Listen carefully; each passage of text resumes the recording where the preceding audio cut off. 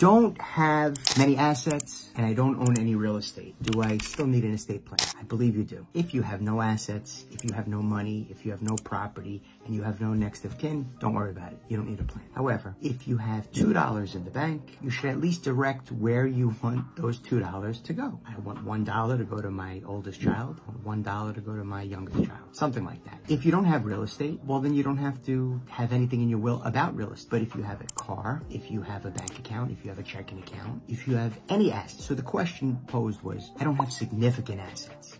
But do you have any? Well, if you have any, then you should have a plan. And the plan does not need to be complicated. It does not need to be expensive. It can be appropriate to your level of income. So a $2 estate still requires a plan, just to say who you want to receive those $2 and when. So it could very well be upon your passing. Upon my passing, I would like my $2 to go to here, there, wherever. Now, if you want to be a little more complicated with your plan, we can say, should I stick with $2? Or should I give you a real world example? If you have any sum of money in the thousands range, I'd like $1,000 to go to my church. I'd like $1,000 to go to my mosque or synagogue, or my house of worship. I'd like $1,000 to go to St. Jude's Children's Hospital or some other hospital, entity, charity. You could do that.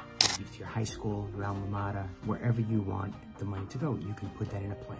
Whether you have a lot or a little. Significant is in the eye of the beholder. So if you don't have a significant estate, you still should have a plan. And if you have any type of wealth, personal wealth, property wealth, memorabilia, even something with no intrinsic value, but it's an heirloom, it's a watch or a piece of costume jewelry.